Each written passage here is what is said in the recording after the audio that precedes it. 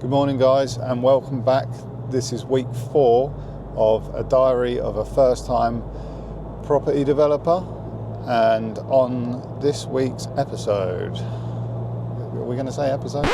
This week we've had a lot of visits. We have had a health and safety consultant, we have had a structural engineer on site, we've had another operator, maybe looking to lease the whole block, and we have been on our own site visit to look at a joint venture deal.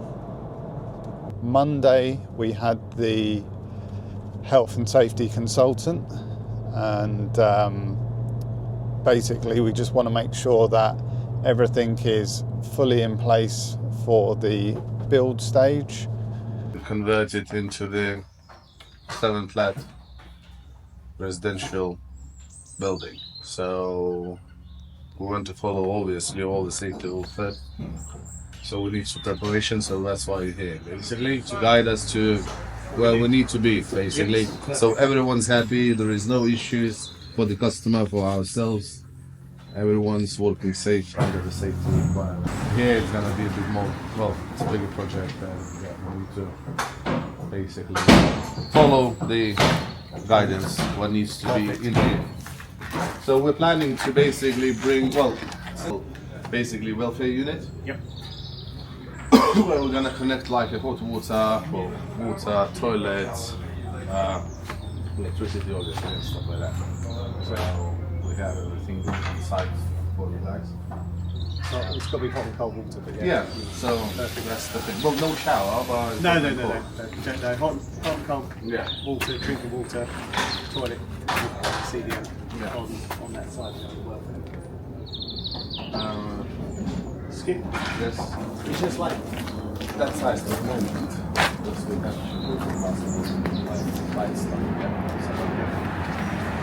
For the future, I would say we're going to be using like 12-yard standard skip, which is going to be all general waste here. It's just access into there, but if you 2-man lift them, or get some steps one of the other. Okay. Well, you got this. Don't know, it's going to be much longer anyway. Well, we just need to finish a couple of days of demolition and tidying up in the area before we start actually building, you know. So it's just like clearing the space to bring the structural engineer to give us more information what we're planning to do here. Well, what we do, how we have to build basically, because it's a little bit changed what we expected before we exposed this. Yeah. So yeah. Everything we thought is not here. So basically, yeah. So we need to find out a solution how to achieve the right product in the very end. You know, so. Did you have an asbestos survey done? There is an asbestos survey. It was done previous to us owning it, though. Has it got a management survey as well, which would give us an idea of where if there is any? Oh yeah. So we've got a list of what is in it, where it is, and all the different, like I say, the grades of what's in there. What types it is? Yeah. Okay, so it has got some. But it's things like in the soffits. Yeah, your soffits. Well, we're not touching them, so I don't know. Do we need to so it remove doesn't them? matter. Yeah. We're not touching it. We're not touching any external parts. I've checked, there is no, like, you know, those old salt pipes or ventilation pipes and asbestos. So I don't know. Well, it might be some on the roof, you know, obviously. Yeah. Do you want us to share it with if you? wouldn't mind, yes, please. Yeah. I can have a copy of it. I can have a look at it. Yeah, definitely. This and with your welfare and stuff, you're compliant with CDM, and it makes you compliant with CDM. The welfare. The welfare facility is part of it. CDM duties. Yeah. Okay. Because you have certain client duties, which unfortunately, because it's more of a commercial build, unfortunately, vendors can't take your duties off you. Yeah. No, if it's a small that's one, fine. He can. Yeah. That's fine. Okay, for the inside, what we need to do there. So look, high is one of them. Some first aid. You can get interlinked. I did say to Lily about them. Yeah. You can get interlinked fire systems, so they sort of Bluetooth themselves together. Okay. So you want them strategically placed around. So you raise one alarm, it raises all of them. Okay. And again, for yourself, it's sank. Or if you, I don't know who wants to pay for it, because at the end of the day, you can take them to different projects that are ideal for you to just keep going everywhere with them. Yeah. Like your welfare facility. Yeah, yeah. It's an investment. Yeah. So you can either get trolleys with fire extinguishers that's got these points on them, Okay. or you can just buy the points. But they're sort of battery operated. You just test them once a week. Yeah. But they interlink with each other, and they've got quite a good range Okay. to put them around the building. Every Monday we need to go in and do toolbox. So we're planning to do outside of that. Yeah. So we can link that to our site meeting, for example. Yeah, well, Perhaps. something like that. So Yeah. we're gonna have ATM every Monday, for example, here. Yeah. Before we're starting, have a toolbox talk. Everyone signing off. Basically, they introduce what we're gonna be carrying on through this week, and yeah, everyone's happy. Sounds good to me. On Tuesday, we had the operator come to site. Now, when we say operator, it's basically a rent to rent. So they would rent it off of us, and then they would rent it to whoever their contact is, whether it would be a council, or in this instance, they deal with a lot of insurance companies. So if anyone has had a flood and needs to be put up in a serviced accommodation, that's what these guys do. So that's Tuesday. Also on Tuesday, we went to see a joint venture deal. Now, the basic premise of it is they would put the land in and we would do the build. It is a little bit more complicated in this situation, and it is live. We haven't made any decisions on it, but just from looking at the details, there's quite a lot of conditions, and it wouldn't be straightforward, let's put it that way. Taking up your time is a cost, because in the time it takes you to do that one deal, you might have done two easier deals.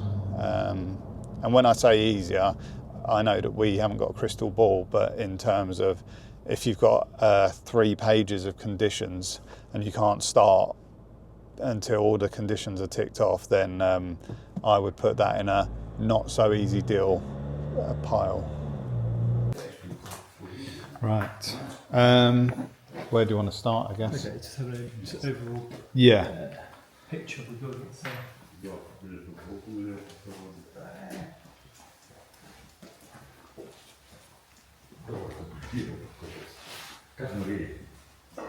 It looks like a steel frame building, more or less, with brick infill in between.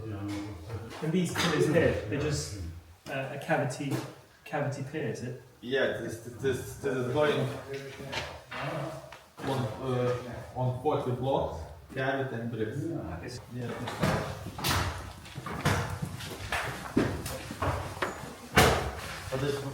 To keep some sort of pier here, but remove. Well, first of all, give a look at the plan. This is here. Single door, yeah. Come.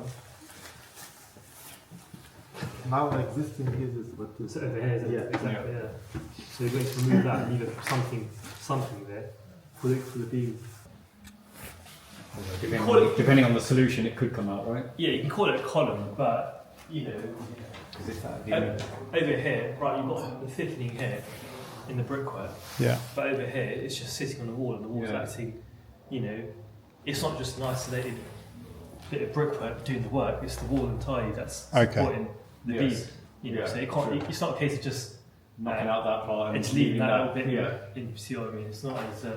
But say if it's on that padstone, how much would it be? Oh, I get you. So So the wall itself is holding that up. Yeah, so it's a 45-degree spread really from the point of bearing. Okay. So up here you've got roof trusses. They just span the full width. Yeah. So they're not providing vertical support. But I think these walls are quite solid. Yeah, Yeah, so there's two things. There's take the vertical load and take that to the foundation, and there's also horizontal load. So where you've got building subjects to wind, so natural forces, you have, you know, providing buttressing the wall, the building basically. So you can still remove the walls. So your plan, I'll just stop it. You're looking to reinstate the walls, aren't you? So just sort of jig it out here. Entrance, partitions, etc.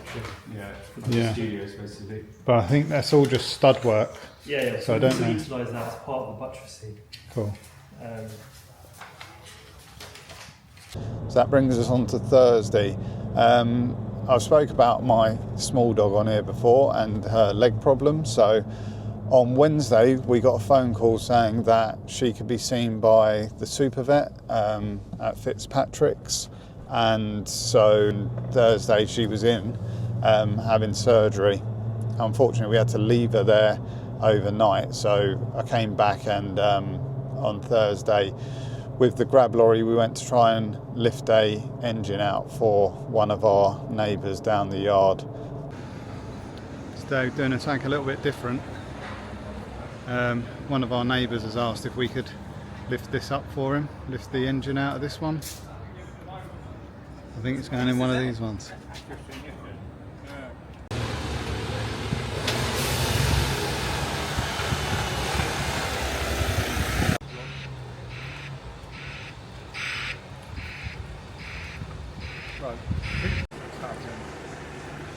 So this is what's got to come out. The lorry crane says it can lift 1.7 at 5 metres, 1.7 tonne. I mean, I don't know if that includes the bucket on the crane or what, but we'll see soon enough.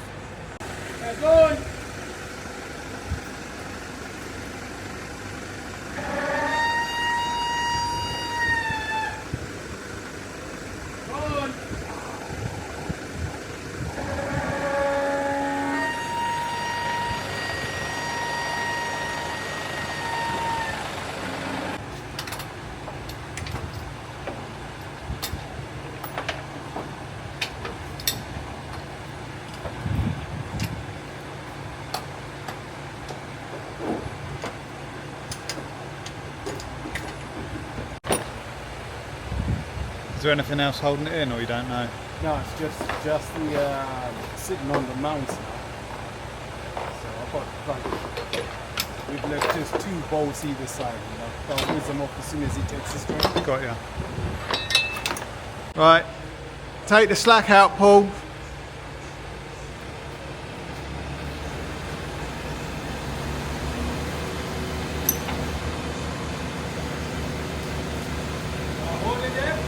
Wait. That would be more or less a straight lift there. Yeah, that's the answer then, it won't do it.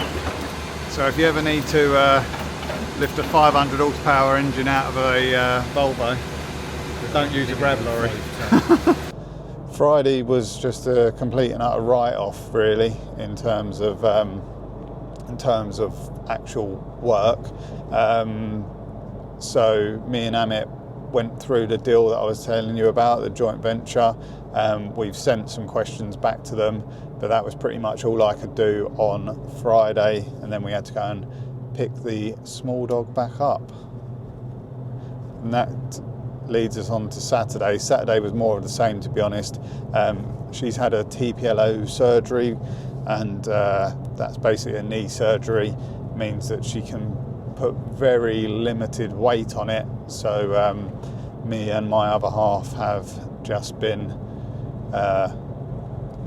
dog nurses basically for the past, well, since she came back on Friday afternoon.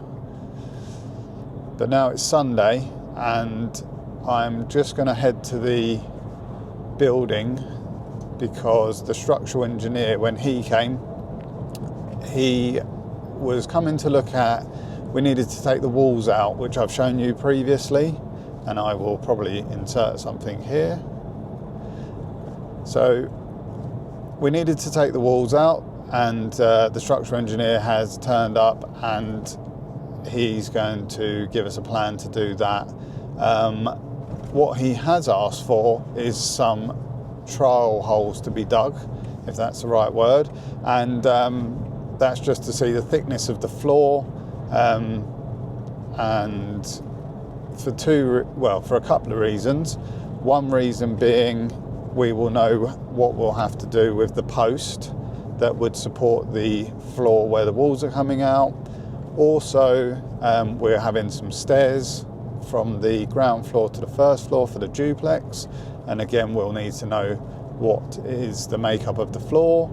And also, whilst he was there, the plan was to maybe go into the loft space, and I think I might have spoke about this before. We decided not to because of opportunity cost and taking more time, and all of that sort of thing. You would have had to have gone for full planning rather than the PD route that we went down, and so all of that led us to not going into the loft.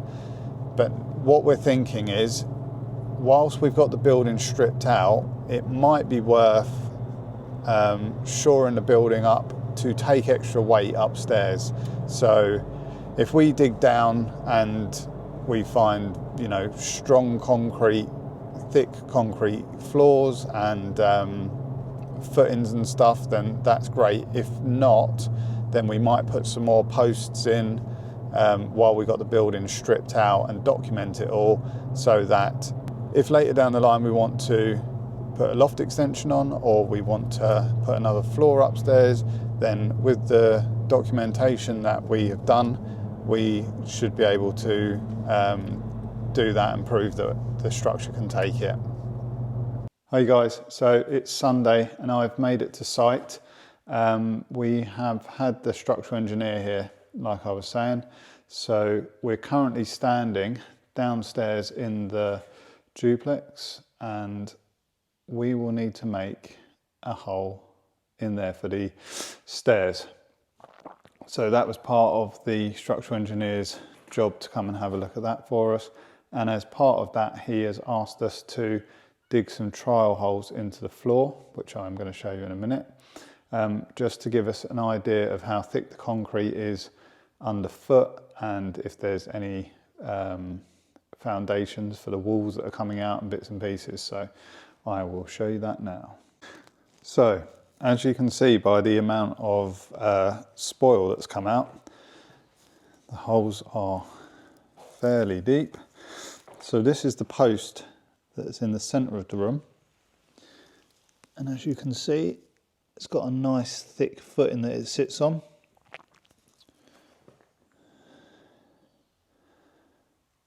Obviously picking up all the weight off of that beam. Well, sorry, not all of it, but a fair bit of it.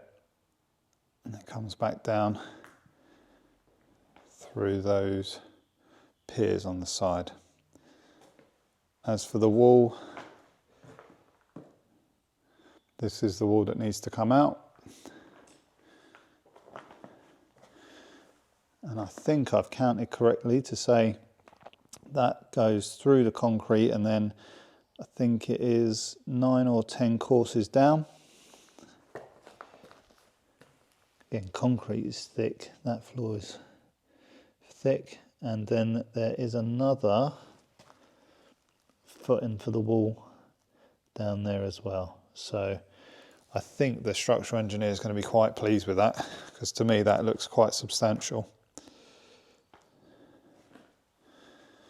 which is good. So also, where I was talking earlier about going up into the roof, like I say, we've got this steel work, and I can show you over in the other corner because we've hacked off a bit of the plaster. So let me go over there. So where we've hacked off the plaster, as you can see, it's thermalite here, and then picks up this other beam here, and I think it sits on the outer skin, which is brick. But what we're thinking is,